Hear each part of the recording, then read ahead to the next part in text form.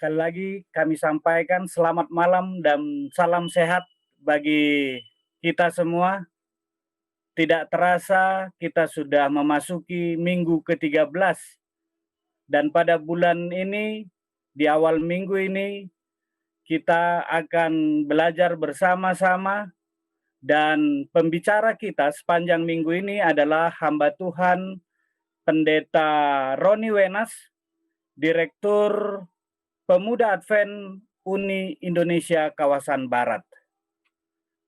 Adik-adik, Bapak Ibu yang kami kasihi, baik yang ada di Zoom, di YouTube maupun di Facebook, kami bersuka cita kita dapat kembali belajar Alkitab bersama-sama. Belajar Alkitab tidak ada kata cukup, tetapi kita haus akan kebenaran Tuhan. Untuk itu, pada hari ini, topik yang akan dibawakan oleh hamba Tuhan Pendeta Roni Wenas adalah bertopik Alkitab. Dan marilah kita awali pembelajaran kita ini, kita sama-sama tunduk kepala dan berdoa. Ya Allah yang Maha Pengasih juga Maha Penyayang, pada malam hari ini Tuhan, kembali kami datang menghampiri hadirat-Mu. Ketika kami akan memulai belajar Alkitab secara online yang akan dibawakan oleh hamba-Mu, Pendeta Roni Wenas, biarlah kiranya Tuhan Engkau memberkati hamba-Mu ini dan memberkati jaringan yang kami gunakan, sehingga kami dapat mendengar dengan jelas suara Tuhan melalui hamba-Mu ini. Secara khusus Tuhan kami berdoa kepada saudara-saudara kami yang ada di Filipina, yang pada saat ini kami mendengar kabarnya super typhoon akan melewati negara ini. Kiranya Tuhan akan memberkati dan melindungi umat-umat Tuhan yang ada di sana. Bapa yang penuh kasih, penuhi kami dengan kuasa Roh Kudus-Mu, sehingga kami dapat mendengarkan suara Tuhan pada malam hari ini. Terima kasih Tuhan, ampuni dosa kami. Di dalam nama Yesus kami berdoa dan mengucap syukur. Amin.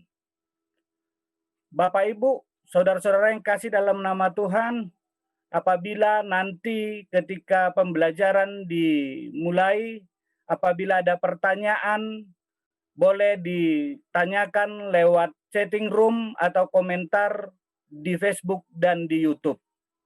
Baiklah, mari kita persiapkan hati kita, waktu kami berikan kepada hamba Tuhan Pendeta Roni Wenas.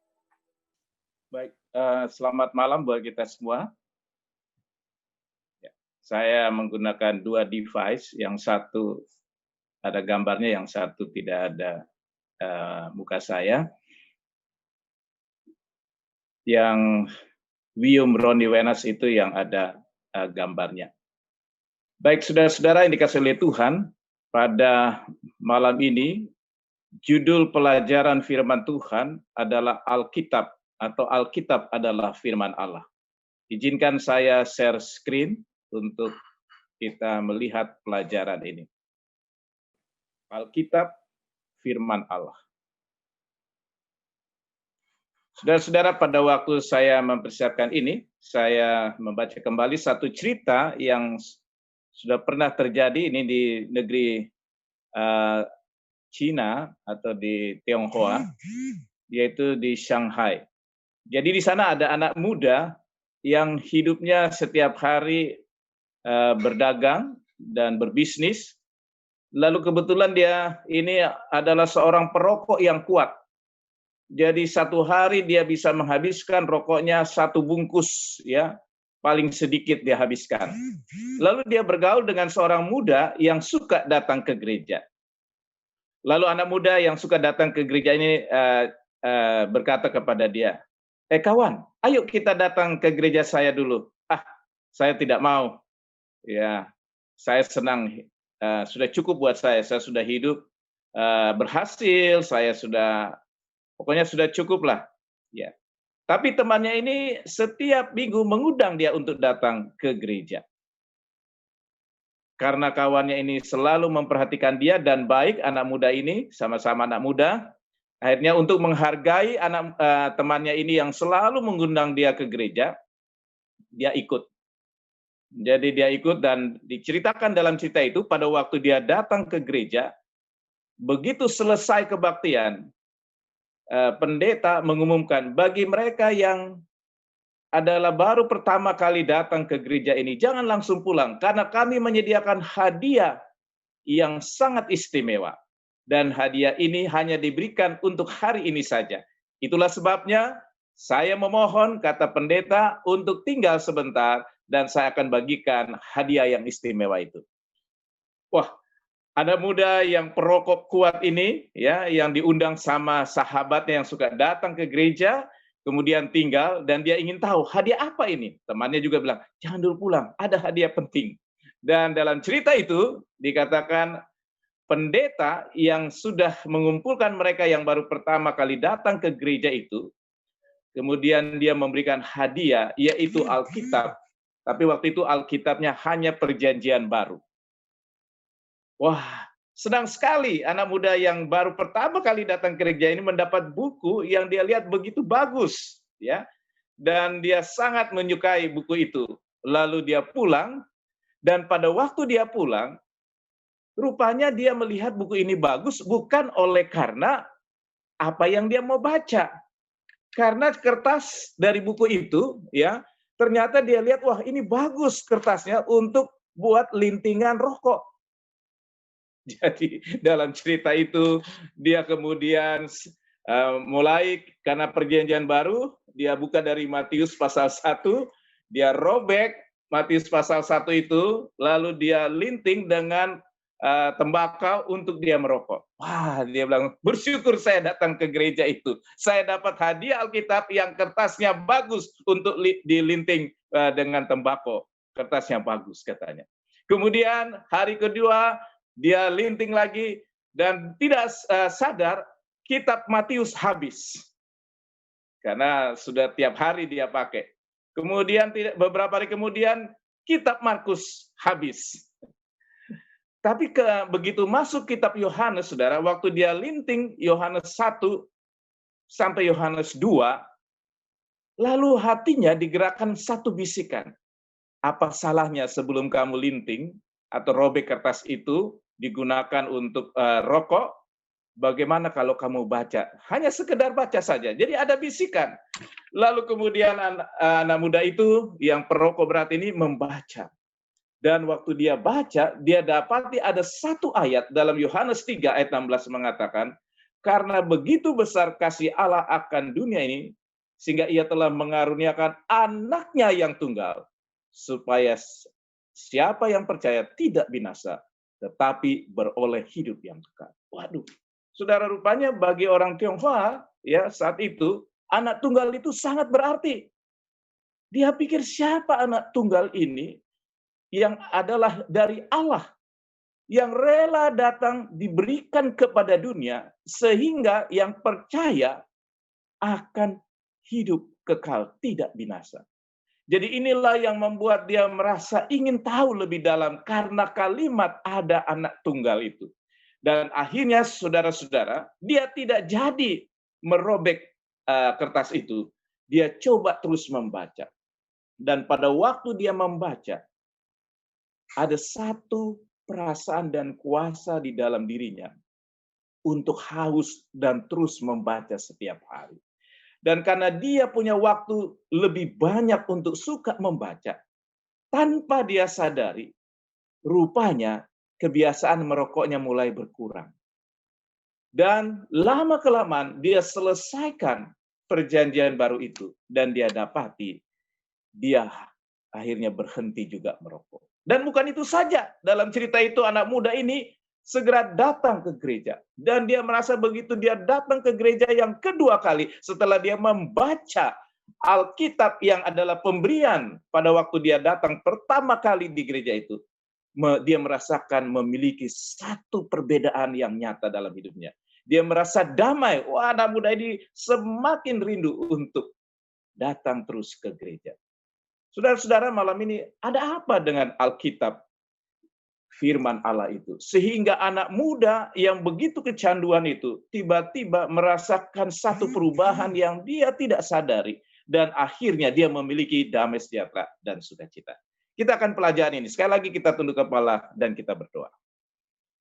Tuhan yang di surga, kami bersyukur dan berterima kasih. Oleh karena kesempatan melalui online ini, kami mempelajari sabda Tuhan, Alkitab, yang kami akan pelajari malam ini. Kami rindu agar Roh Kudus terus menuntun kami, memberkati kami yang sudah melihat acara ini, dimanapun kami berada. Di dalam nama Tuhan Yesus kami berdoa. Amin.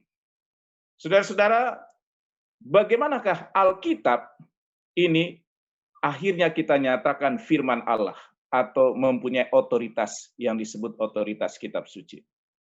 Dalam 2 Petrus 1 ayat 20 dan 21, di sana dikatakan yang terutama harus kamu ketahui ialah bahwa nubuat-nubuat dalam kitab suci tidak boleh ditafsirkan menurut kehendak sendiri. Kenapa? Sebab tidak pernah nubuat dihasilkan oleh kehendak manusia, tetapi oleh dorongan Roh Kudus, orang-orang berbicara atas nama Allah. Jadi ketika orang membaca Alkitab ini, walaupun dia tadinya membaca dengan biasa-biasa saja, dikatakan tidak boleh ditafsirkan menurut kehendak sendiri. Tapi ada satu tuntunan, yaitu Roh Allah atau Roh Kudus, yang berbicara atas nama Allah, di mana manusia yang telah ditunjuk untuk menulis kitab suci ini, dia bukan menurut kemauannya sendiri. Jadi ini produk daripada Allah melalui Roh Kudusnya.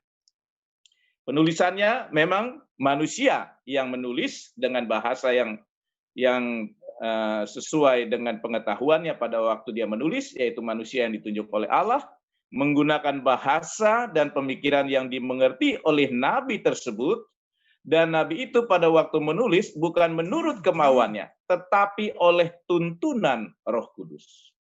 Dan ini merupakan pernyataan kebenaran ilahi di dalam bahasa manusia. Dan sumbernya adalah Allah melalui Roh Kudus yang menginspirasikan atau mengilhami.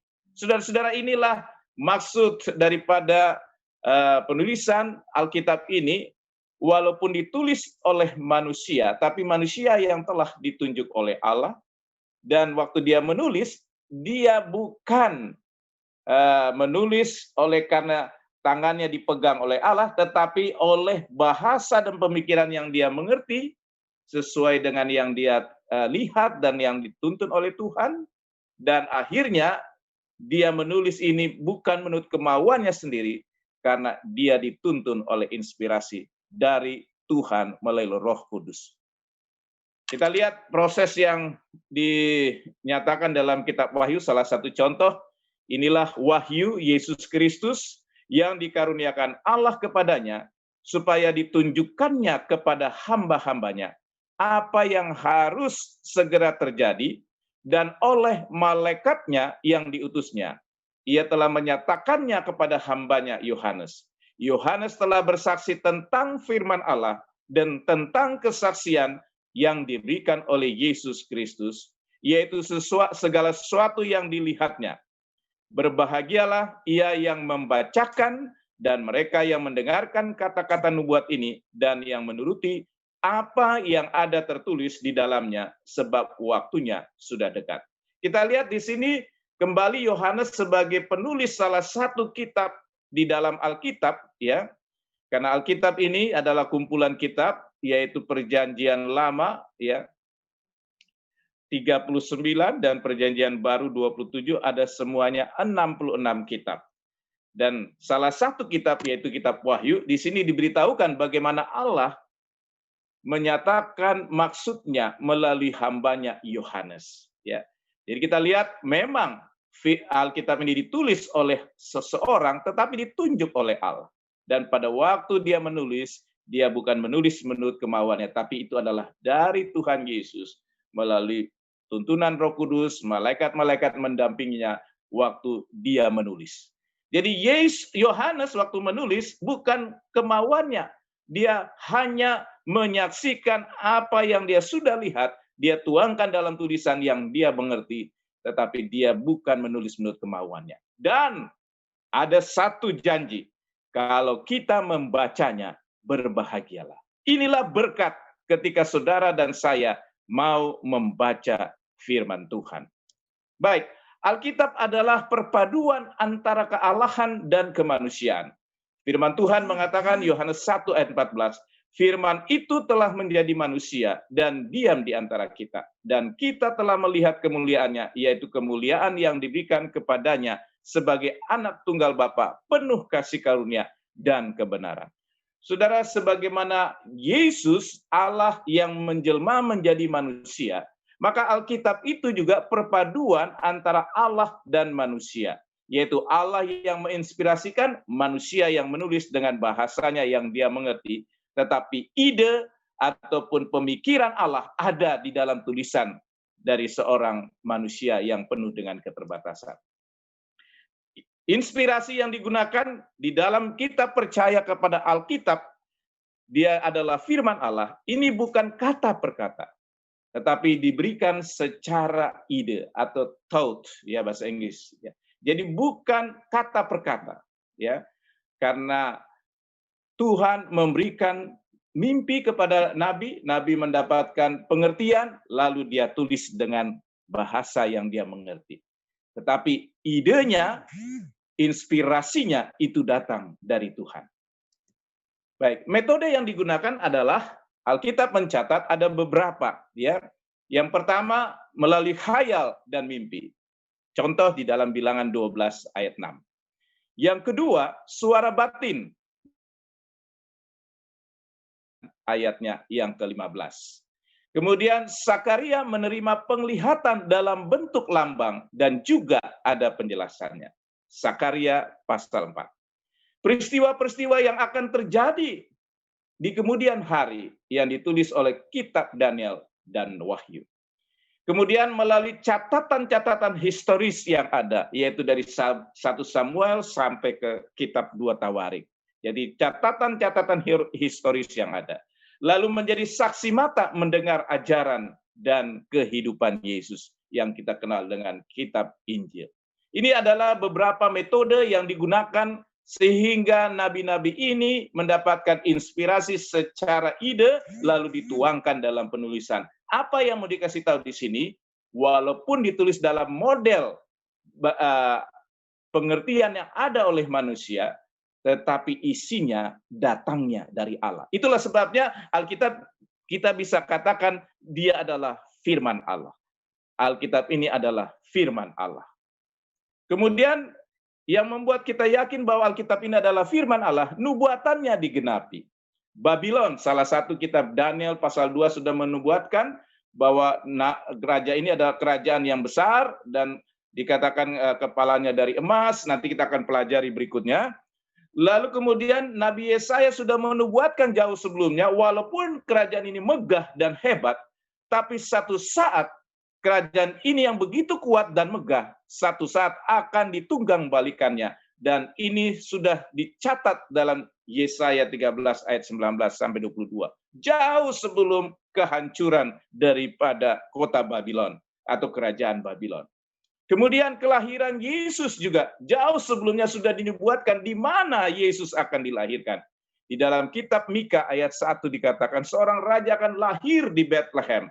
Kemudian pada waktu Matius 2 dicatat ada orang-orang Majus yang memperhatikan penglihatan bintang-bintang, lalu mereka lihat ada bintang yang khusus di negeri, di Israel, di sana.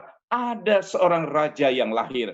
Lalu mereka pergi ke sana. Dan pada waktu mereka pergi ke sana, mereka heran sampai di Yerusalem. Tidak ada orang yang menyambut raja itu. Seperti suasananya sunyi sepi. Ya, tidak ada satu event yang membuat menyambut ada raja yang sudah lahir. Sehingga kemudian mereka bertanya dan kemudian raja memanggil yaitu para ahli kitab untuk datang menunjukkan apakah benar ada raja yang lahir dan kalau ada di mana dilahirkan. Dikatakan Matius 2 ayat 5, dikatakan bahwa dia ada di Bethlehem. Jadi orang-orang Majus itu pergi ke Bethlehem, walaupun orang yang menunjukkan di kitab suci tidak pergi, tapi orang-orang Majus yang justru jauh dari Yerusalem malah pergi untuk pergi ke Bethlehem. Saudara, jauh sebelumnya Alkitab sudah menubuatkan dan digenapi atau dipenuhi daripada nubuatannya. Inilah menunjukkan bahwa Alkitab ini adalah benar-benar firman Allah. Kemudian secara arkeologi, ya, salah satu penemuan yang terbesar yang pernah ada yaitu gulungan-gulungan kitab dari Laut Mati atau disebut The Dead Sea Scroll, ditemukan pada tahun 1948. Karena Alkitab pernah diragukan apakah dia masih asli seperti waktu ini pernah ditulis. Lalu dari penemuan ini didapati bahwa Alkitab yang sekarang pada waktu ditemukan di tahun 1948 berasal dari tahun 150 sampai 170 sebelum Masehi dan berisikan bagian-bagian kitab Perjanjian Lama ini yang meneguhkan akurasi Alkitab. Artinya isinya ya yang sudah dicetak yang terbaru tidak berbeda secara signifikan dengan penemuan dari Dead Sea Scroll ini yang lebih asli atau yang lebih lama. Ya, bayangkan dari tahun 150 sampai 170 sebelum Masehi ditemukan di tahun 1948. Ini ada seribuan tahun, tapi toh isinya tidak berbeda secara signifikan. Isinya betul-betul sama, tidak ada perubahan. Jadi begitu luar biasa, menunjukkan bahwa Alkitab ini memang adalah firman Allah. Allah yang menjaganya. Jadi untuk ribuan tahun, Allah tetap menjaga walaupun sudah sempat dicetak di berbagai bahasa. Baik, dengan kata lain Alkitab ini adalah buku yang benar, yang adalah firman Allah yang kita percayai dan kita hendak percayai. Nah sekarang setelah kita tahu bahwa Alkitab ini firman Allah, apa manfaatnya ketika saudara dan saya membaca Alkitab? 2 Timotius 3 ayat 15 sampai yang ke-16. Ingatlah juga bahwa dari kecil engkau sudah mengenal kitab suci yang dapat memberi hikmat kepadamu dan menuntun engkau kepada keselamatan oleh iman kepada Kristus Yesus. Segala tulisan yang diilhamkan Allah memang bermanfaat untuk mengajar, untuk menyatakan kesalahan, untuk memperbaiki kelakuan, dan untuk mendidik orang dalam kebenaran. Saudara-saudara, saya melihat yaitu salah satu berita yaitu American Got Talent. Ya, ada seorang anak kecil yang berumur 5 tahun. Namanya adalah Heavenly Joy. Heavenly Joy ini dia mengikuti dan dia punya kelihatannya juri melihat, dia punya penampilan dan suaranya begitu bagus. Dan dia punya kesempatan untuk mendapatkan hadiah $1 juta kalau dia menang. Lalu tim juri bertanya kepada Heavenly Joy, Heavenly Joy, kalau Anda nanti memenangkan pertandingan American Got Talent ini, lalu mendapat hadiah $1 juta, untuk apa Anda gunakan? Lalu kemudian anak yang seusia 5 tahun ini menjawab kepada tim juri, kalau saya dapat uang $1 juta, maka saya akan membelikan barang-barang ataupun uang itu saya akan gunakan untuk membeli barang-barang yang dibutuhkan oleh orang-orang yang susah. Wah, juri kaget. Luar biasa. Anak sekecil umur 5 tahun menjawab dengan terbuka dan langsung ya, tidak dia buat-buat, tapi dia menyatakannya dengan jelas. Kalau saya punya kerinduan untuk menggunakan uang ini membantu orang-orang yang susah. Dan tim juri sangat terkagum. Lalu tim juri tanya kepada Heavenly Joy. Heavenly Joy, tahukah Anda, dulu pernah ada bintang film yang terkenal ya, dan dia Shirley Temple. Dia katakan, kamu punya style, kamu punya kebaikan itu persis yaitu bintang film yang ada di dalam dirimu, ada Shirley Temple. Tapi anak yang seusia 5 tahun, Heavenly Joy jawab, "Oh no, di dalam diri saya bukan Shirley Temple, tetapi Yesus Kristus, Tuhan yang ada di dalam diri saya." Luar biasa, saudara. Seorang anak, dia begitu lepas menjawabnya. Karena dia adalah anak, saya yakin, suka mempelajari Alkitab. Karena di situ dia akan dituntun kepada iman kepada Yesus Kristus. Mengerti bahwa dengan belajar Alkitab, dia bermanfaat untuk memberikan pengetahuan, mengajar. Dan ketika dia belajar firman Tuhan, dia tahu kesalahan. Firman Tuhan ini akan menunjukkan kesalahan dan memperbaiki kelakuan.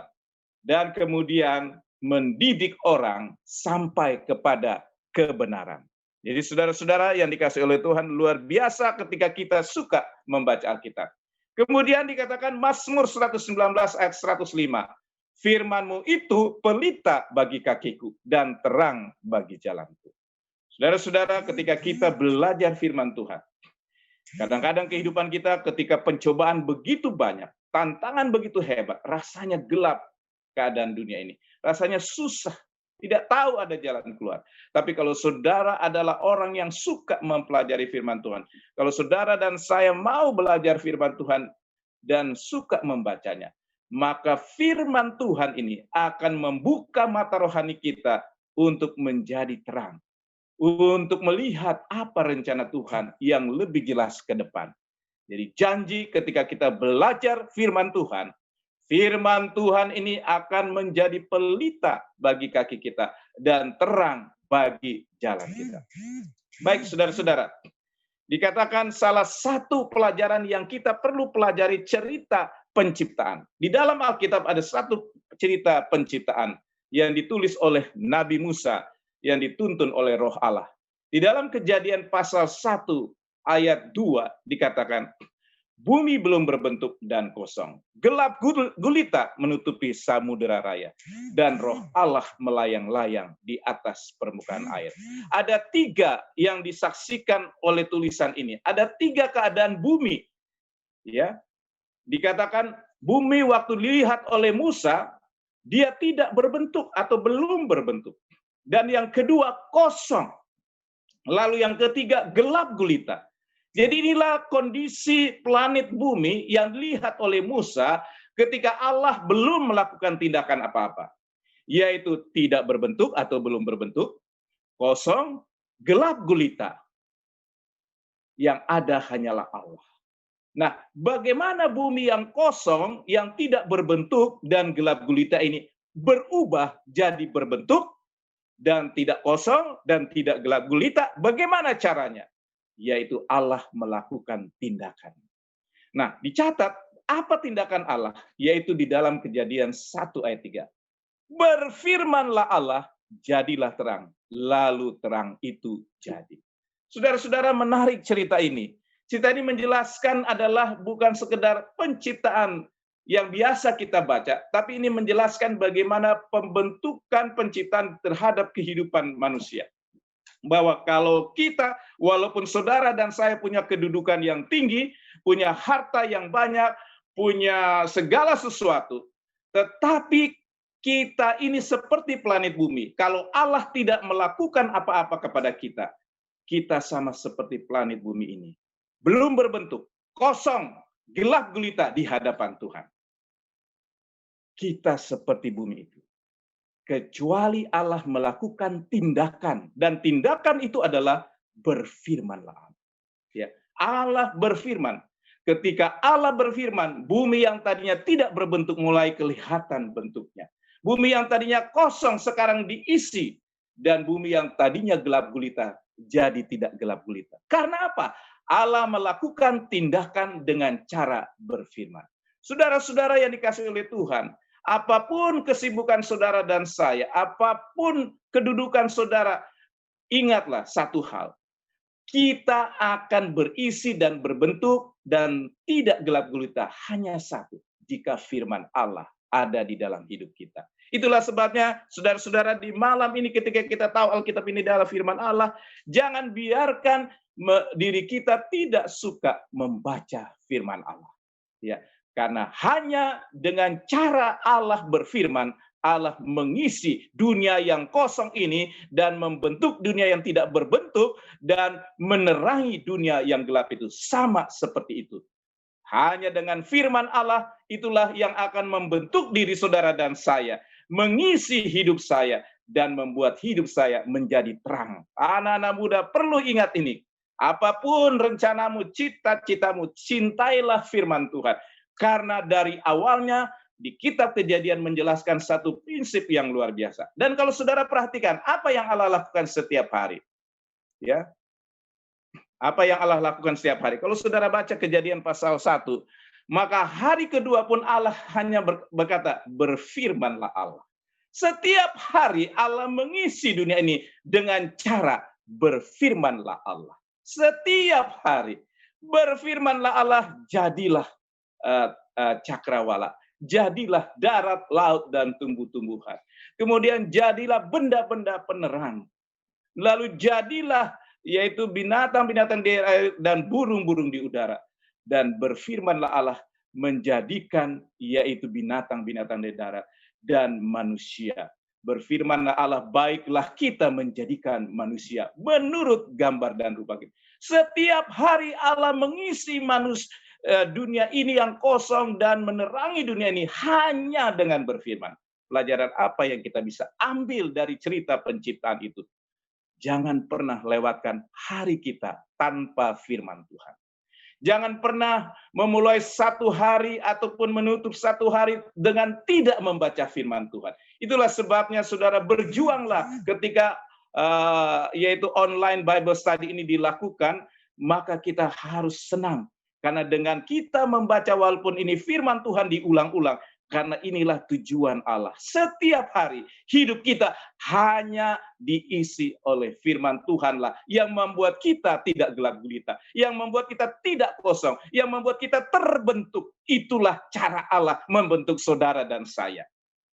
Saudara-saudara, banyak orang yang sudah berhasil, banyak bintang-bintang tiba-tiba lompat dari atas gedung, tiba-tiba minum obat-obatan yang terlarang, lalu mereka meninggal. Kenapa? Karena walaupun hidup mereka kelihatannya, kita lihat bergembira, tertawa-tertawa di televisi ataupun di media, ternyata hidupnya dia rasa kosong. Ternyata dia rasa hidupnya gelap gulita.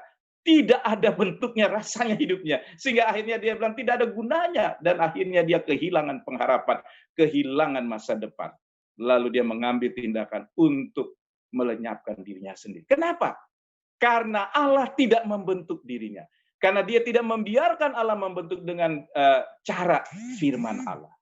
Pastikanlah saudara dan saya, pada malam ini ketika kita belajar firman Tuhan, Alkitab adalah firman Allah, kita biarkan setiap hari, jangan pernah lewat tanpa mengisi hidup kita dengan firman Tuhan.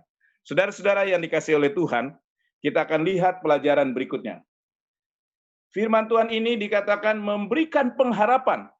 Di dalam Roma 15 ayat 4, sebab segala sesuatu yang ditulis dahulu telah ditulis untuk menjadi pelajaran bagi kita, supaya kita teguh berpegang pada pengharapan oleh ketekunan dan penghiburan dari kitab suci. Roma 15 ayat 4. Saudara, di masa-masa pandemi ini, kita membutuhkan belajar firman Tuhan.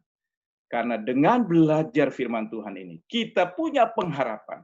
Ya, kita tidak bisa terlepas dengan sakit penyakit, memang bisa saja terjadi. Tapi kita punya pengharapan. Dan di dunia ini kita tidak bisa menebak hidup kita. Tapi kita punya pengharapan ketika kita belajar firman Tuhan. Lalu mungkin usaha-usaha kita terganggu, pekerjaan kita terganggu, dan lain sebagainya terganggu. Tapi kembali ketika kita duduk, mendengarkan suara Tuhan, membaca firman Allah, mendengar bisikan Roh Kudus, maka pengharapan itu tidak akan lalu dari kita, tapi kita semakin merasakan ketekunan dan penghiburan yang datang hanya dari kitab suci itu. Nah, saat firman Allah, ya, sifat firman Allah itu bagaimana, saudara? Sifat firman Allah adalah kekal. Matius 24 ayat 35. Langit dan bumi akan berlalu, tapi perkataanku tidak akan berlalu. Firman Tuhan itu adalah perkataannya. Ya, langit dan bumi boleh berlalu, tetapi firman Tuhan, perkataan Tuhan tidak akan berlalu. 1 Petrus 1 ayat 24 dan 25 dikatakan, semua yang hidup adalah seperti rumput dan segala kemuliaannya seperti bunga rumput. Rumput menjadi kering dan bunga gugur. Tetapi firman Tuhan tetap untuk selama-lamanya. Inilah firman yang disampaikan Injil kepada kamu. Saudara-saudara yang dikasih oleh Tuhan, sekali lagi Petrus mengatakan semua yang hidup seperti rumput. Segala kemuliaannya akan lenyap. Tapi firman Tuhan tetap untuk selama-lamanya. Kekal. Jadi ketika saudara dan saya membaca Alkitab, kita sedang dibawa kepada satu kehidupan yang bukan hanya sementara di dunia ini. Kita bukan hanya dibawa satu penghiburan, pengharapan yang bukan hanya di dunia ini. Tapi sampai di dalam kerajaan surga. Sampai kepada hidup yang kekal. Karena firman Allah ini sifatnya kekal, tetap untuk selama-lamanya. Baik, kita akan lihat yang berikut. Siapakah yang menuntun kita dapat mengerti firman Allah? Karena kita mungkin pikir, aduh saya susah nih baca firman Tuhan, nanti saya tidak mengerti. Ada janji Tuhan. Di dalam Yohanes 16 ayat 13. Tetapi apabila ia datang, yaitu roh kebenaran, ia akan memimpin kamu ke dalam seluruh kebenaran. Sebab ia tidak akan berkata-kata dari dirinya sendiri. Tetapi segala sesuatu yang didengarnya, itulah yang akan dikatakannya.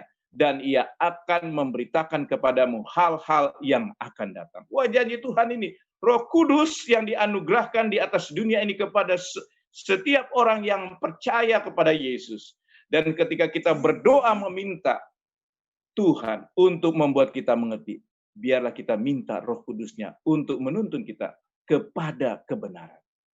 Dikatakan ia akan memimpin kamu ke dalam seluruh kebenaran. Kalau kita sungguh-sungguh ingin cari tahu kebenaran Tuhan, ingin belajar dari rencana Tuhan, Alkitab ini ketika kita buka, jangan pernah kita membukanya tanpa doa. Jangan pernah kita berpikir bahwa saya pintar, saya tahu. Tapi kita belajar untuk bergantung kepada Roh Kudus yang kita minta di dalam doa kita.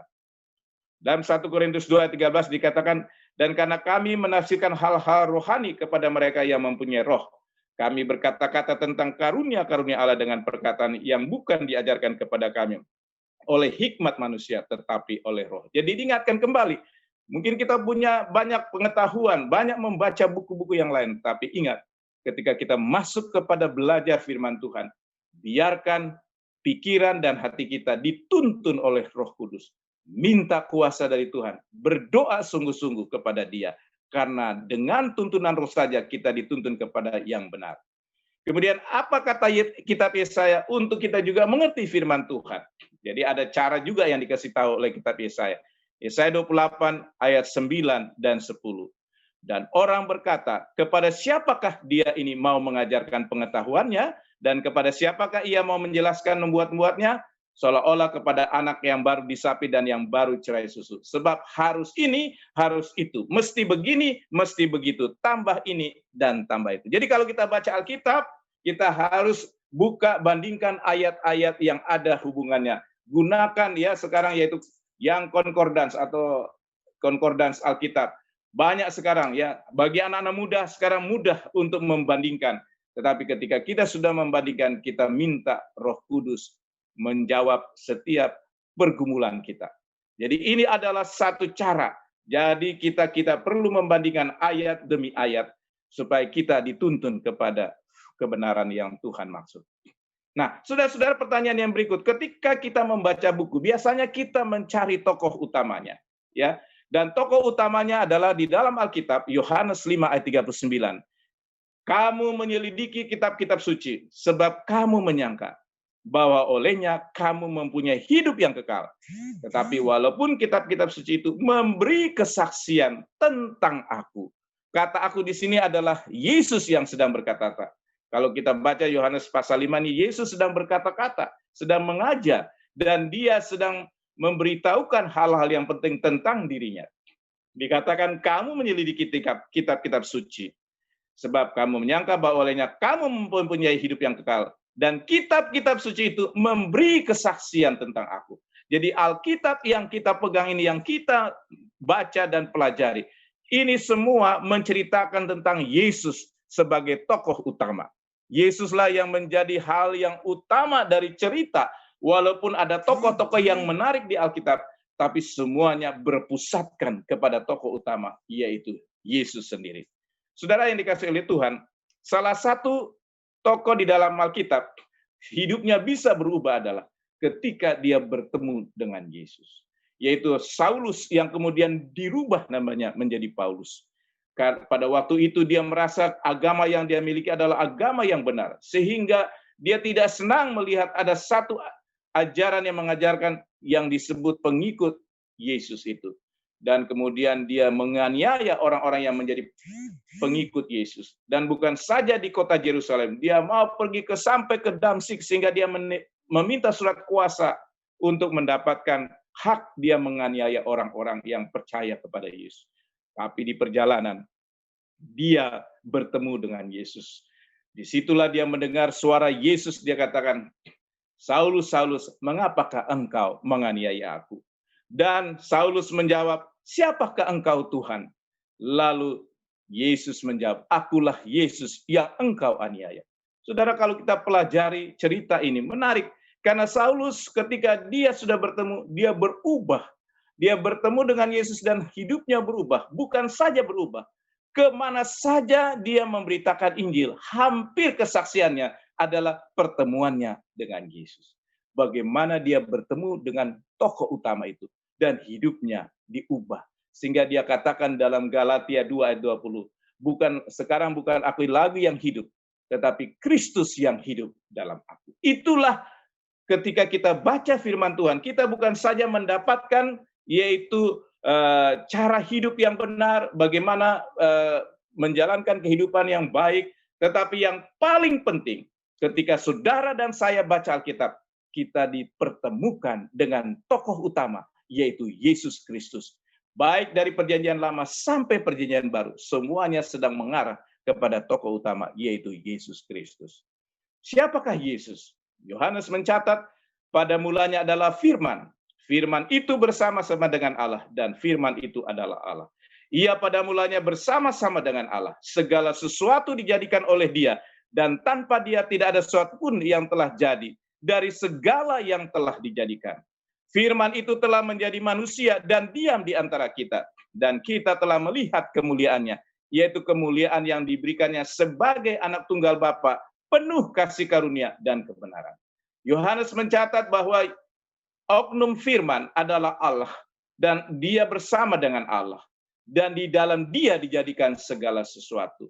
Jadi firman yang adalah pencipta yang bersama-sama dengan Allah, kemudian dia juga adalah Allah, dan dia yang adalah firman itu telah menjadi manusia. Itulah Yesus. Dan dia disebut adalah anak tunggal Bapa yang penuh kasih karunia dan kebenaran. Jadi ketika kita belajar firman Tuhan, kita dituntun kepada Yesus yang adalah Allah, yang menjadi pencipta kita.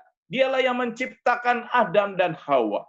Dialah yang kemudian merencanakan penebusan, dan penebusan itu ada di dalam dirinya. Itulah sebabnya Yohanes Pembaptis mengatakan, lihatlah anak domba Allah yang menghapus dosa dunia. Itu dicatat dalam Yohanes 1 ayat 29. Kenapa? Karena dialah Allah yang sudah menjadi manusia. Yesuslah yang kita pelajari ketika kita belajar firman Allah. Dialah pusat daripada Alkitab ini yang kita pelajari. Yesus berdoa agar kita dikuduskan oleh firman Allah. Yohanes 17 ayat 7. Kuduskanlah mereka dalam kebenaran. Firman-Mu adalah kebenaran. Saudara-saudara, Yesus rindu. Ya, salah satu doa yang pernah dilayangkan, yaitu Yesus pernah melayangkan doa yang menyatakan kerinduannya supaya manusia ini boleh dikuduskan dalam kebenaran. Dan kebenaran yang sejati adalah oleh firman Tuhan. Apapun kebenaran yang kita bawa, dari manapun itu, tetapi kalau tidak sesuai dengan firman Tuhan, itu bukanlah kebenaran. Kebenaran yang sejati menurut Yesus, kuduskanlah mereka dalam kebenaran. Firman-Mu adalah kebenaran. Saudara-saudara yang dikasihi oleh Tuhan, pada malam hari ini kita sudah belajar Alkitab adalah firman Allah. Kita sudah belajar bagaimana Alkitab ini dalam proses penulisannya. Kita sudah belajar bagaimana keakuratan firman Allah ini. Dan bagaimana firman Allah ini yang sempat diragukan keasliannya. Tetapi setelah penemuan yang penting, yaitu gulungan kitab di Laut Mati itu, didapati bahwa walaupun sudah ribuan tahun, isinya tidak berubah. Dia mempunyai sama pemikirannya. Dan kemudian dia bersifat kekal. Dan ketika kita belajar firman Allah, sebenarnya kita sedang dibentuk hari demi hari sesuai dengan rencana Allah. Supaya hidup kita tidak kosong. Supaya hidup kita diisi dan hidup kita menjadi terang. Dan akhirnya Yesus rindu. Supaya hari demi hari kita dikuduskan oleh kebenaran melalui firman-Nya. Kiranya kerinduan saudara dan saya dan kita semua mendengarkan sabda Tuhan ini, kita boleh hari demi hari dibentuk. Ingat, jangan pernah lewati hari tanpa membaca Alkitab, firman Tuhan yang menjadi kebenaran dan juga yang menuntun kita kepada Kristus, akhirnya menuju kepada hidup yang kekal. Kiranya Tuhan memberkati kita semua. Amin. Kita berdoa sekali lagi. Bapa dalam surga, kami bersyukur dan berterima kasih. Malam ini kami sudah belajar Alkitab yang adalah firman Tuhan, yang berkuasa untuk mengangkat hidup kami, dan juga membentuk hidup kami, menjadikan baru setiap hari. Dan bahkan kami boleh dipertemukan dengan Tuhan Yesus, yang adalah tokoh utama Alkitab. Dan akhirnya akan menuntun kami kepada hidup yang kekal, yang menjadi harapan dan kerinduan kami semua. Karena kami tahu di dunia ini banyak sakit penyakit, banyak tantangan, banyak penderitaan. Bila mana hidup yang kekal yang Tuhan akan berikan, semuanya ini akan berlalu. Dan kami akan pengharapan yang sejati yang ada di dalam Tuhan Yesus Kristus. Terima kasih Tuhan, berkat Tuhan menyertai kami semua yang memperhatikan dan melihat acara ini dari awal hingga akhirnya. Terpujilah nama-Mu ya Tuhan, dan biarlah kami akan terus mengikuti pelajaran ini dari malam ke malam, dan akhirnya kami boleh dibentuk dan diberkati, dan kami tetap kuat sampai kedatangan Yesus yang kedua kali. Di dalam nama Tuhan Yesus, Juru Selamat dan Penebus kami berdoa. Amin. Amin.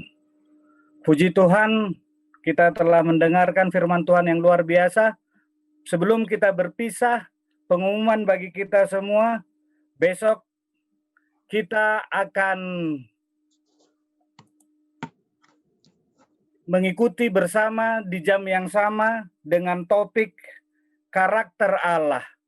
Adik-adik, saudara-saudara, Bapak Ibu yang saya cintai, bila ada kesulitan untuk membawa teman karena tidak mempunyai kuota, adik-adik yang di sekolah mungkin bisa menghubungi guru-guru, saudara-saudara Bapak Ibu bisa menghubungi pendeta untuk mendapatkan bantuan.